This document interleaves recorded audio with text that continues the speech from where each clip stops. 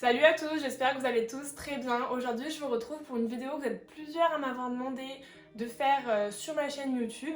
C'est une vidéo que je savais pas trop si j'allais faire ou pas parce que je sais pas si ça allait vous intéresser tant que ça. C'était une vidéo, comme vous avez pu voir dans le titre, sur mon parcours scolaire.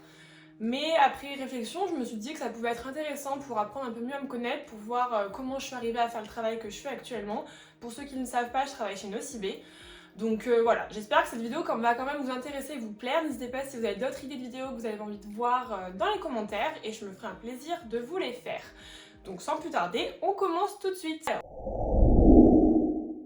Alors, je sais pas trop par où je vais commencer. Après, je pense que je vais pas vous parler vraiment de tout ce qui est avant la troisième parce que j'ai fait école primaire, collège, classique, un parcours traditionnel comme tout le monde. Ce qui vous intéresse plus, c'est après, comment je me suis orientée dans ce domaine, dans le domaine de l'esthétique. C'est vrai qu'après la troisième, j'étais vraiment perdue. Je savais pas ce que je voulais faire.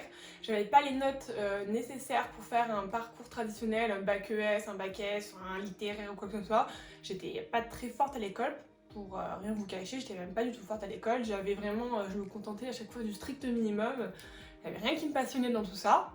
Donc c'est vrai que mes parents m'ont parlé de faire un bac pro, donc je me suis dit ok pourquoi pas, mais après le problème c'est que je savais pas du tout dans quoi le faire. J'avais un peu la pression parce que il fallait dire où c'est qu'on voulait aller et ben je me suis dit que j'adorais les animaux, donc j'allais devenir assistante vétérinaire. C'est comme ça que je suis partie dans ma première orientation. Donc je suis partie dans une école qui est pas très loin de chez moi, donc dans un lycée. C'était un bac pro, donc en fait un bac pro, le problème c'est qu'il n'y avait pas de bac pro assistante vétérinaire. Il fallait passer par quelque chose de plus général, donc c'est-à-dire un bac pro agricole. Oui, oui, oui, agricole, vous avez très bien entendu. Donc ça regroupait tout le domaine agricole et il y avait une petite partie à l'intérieur qui regroupait le côté assistante vétérinaire. Donc bon c'est parti, hein, je suis allée dans cette école, j'ai fait ma rentrée, j'étais en internat. Heureusement, j'étais avec un de mes amis qui, lui, voulait vraiment faire agriculteur. J'ai commencé mes premiers stages dans les écoles vétérinaires, donc ça se passait bien, c'était intéressant. Mais il s'est avéré que j'ai une ultra sensibilité, tout ce qui est sang, opération, voilà. Donc je savais un petit peu que j'étais sensible, mais je me suis dit, c'est ce que tu aimes, donc ça va bien se passer. Mais non, ça se passait pas bien du tout en fait. Dès qu'il y avait une prise de sang, une échographie pour les animaux, les opérations, on n'en parle même pas, je tombais littéralement dans les pommes, je faisais des malaises. C'était compliqué à gérer. Donc heureusement j'étais avec des vétérinaires qui étaient très gentils, donc par exemple pour les opérations au début ils me faisaient asseoir sur un siège pour que je tombe pas quoi, comme j'étais déjà assise, je pouvais pas tomber plus bas que ça. Et j'essayais de me contrôler mais je pouvais pas voir, enfin c'était voilà. Donc après ils se sont mis à me donner des tâches un peu plus simples, donc ranger les collerettes, faire un petit peu le ménage, nettoyer les cages, ça allait, je tombais pas dans les pommes. Et après en plus il était avéré que du coup il y avait les stages dans le vétérinaire, mais il y avait aussi les stages obligatoires en agriculture. Donc dans les fermes, dans les vaches, dans les chèvres, donc dans le caca, voilà, dans tout ce que je déteste plus qu'au monde. J'ai commencé à aller en groupe dans les exploitations comme ça et je me suis dit non mais c'est pas possible, je vais pas tenir 3 ans comme ça quoi. Il fallait mettre des combinaisons, des bottes, prendre la température de la vache, mais non merci, c'est pas possible quoi, moi c'était juste hors de question. Donc c'est vrai que j'ai eu une remise en question, je me suis dit comment je vais faire parce que je vais pas tenir 3 ans, je fais des malaises, c'est pas possible. Pendant tout ce temps-là, j'avais ma meilleure amie d'enfance avec qui je suis toujours en contact à l'heure d'aujourd'hui, qui était partie en école d'esthétique sur Saint-Etienne, pour ceux qui se situent un petit peu. Elle était en train de faire sa première année et moi je faisais ma première année à la ferme on va dire, hein. Clairement on va dire ça. Et en fait à chaque fois que je la voyais elle me racontait ah j'ai maquillé, ah j'ai appris à faire ci, ah j'ai fait les massages, j'ai fait les soins visage. Et je me dis waouh, ça m'intéresse, ça me donne envie, c'est que ouais ça me plaît. À force qu'elle m'en parle, j'ai commencé à me renseigner, j'en ai parlé à mes parents. Les écoles d'esthétique, comment dire que c'est un budget, donc mes parents m'ont vraiment dit t'es sûr de toi parce qu'on va bien te le payer mais tu te loupes pas cette fois parce que c'est bon.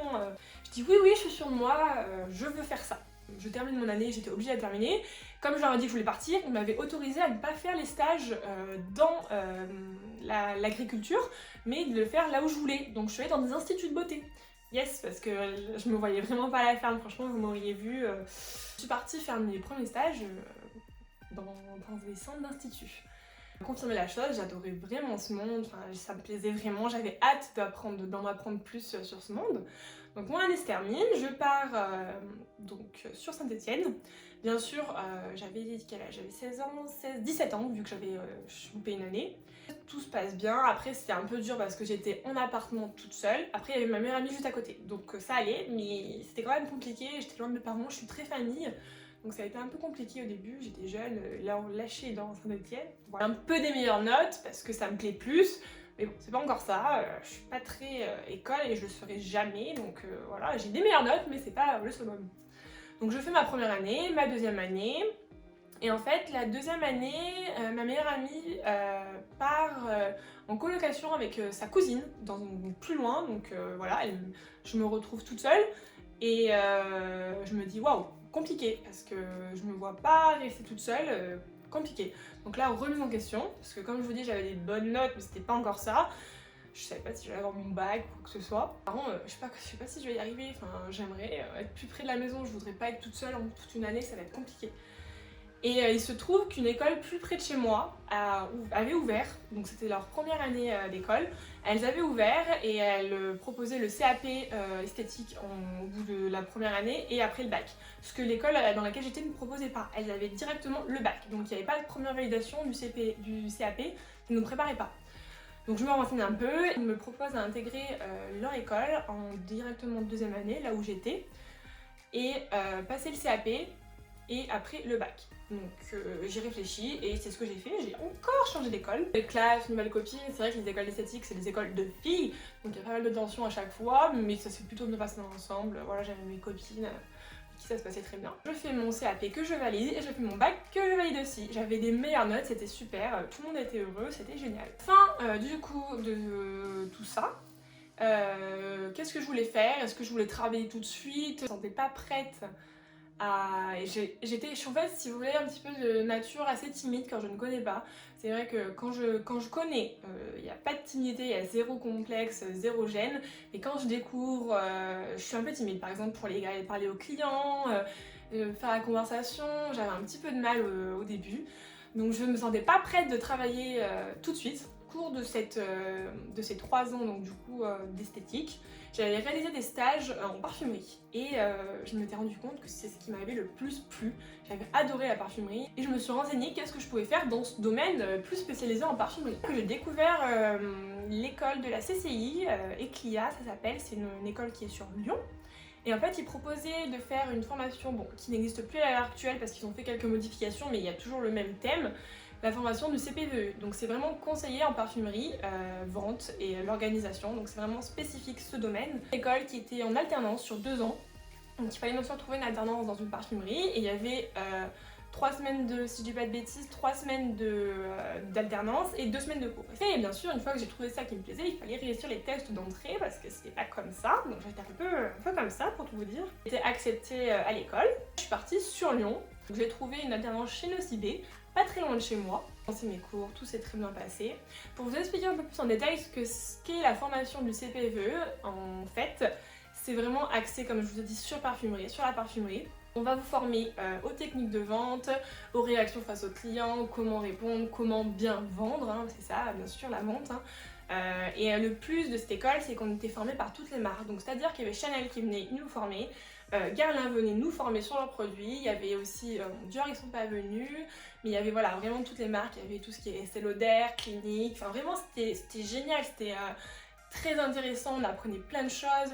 Il y avait aussi tout le côté olfaction, donc c'est-à-dire qu'on avait à savoir ce qu'il y a dans le numéro 5 de chez Chanel, dans La Vie est Belle, savoir les notes, pour quand un client nous demande il y a quoi dans ce parfum, on soit pas là alors attendez, je vais prendre mon petit livre. Non, je sais ce qu'il y a dans La Vie est Belle, il y a de l'iris, de la vanille, voilà, je le sais. Je connais les notes de ce qu'il y a à l'intérieur et c'est vraiment plus facile de répondre aux clients.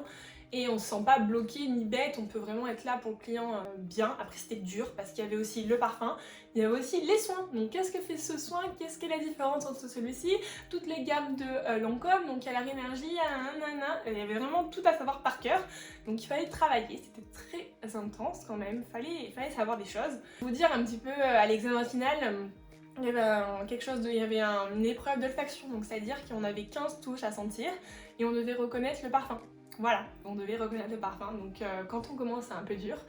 Mais c'était génial comme épreuve, franchement ça entraîne vraiment et maintenant je reconnais n'importe quel parfum sur la touche que je connais, que je vends dans ma parfumerie actuellement. Je reconnais les parfums donc c'est vrai que c'est quelque chose qui est gratifiant un petit peu quand même.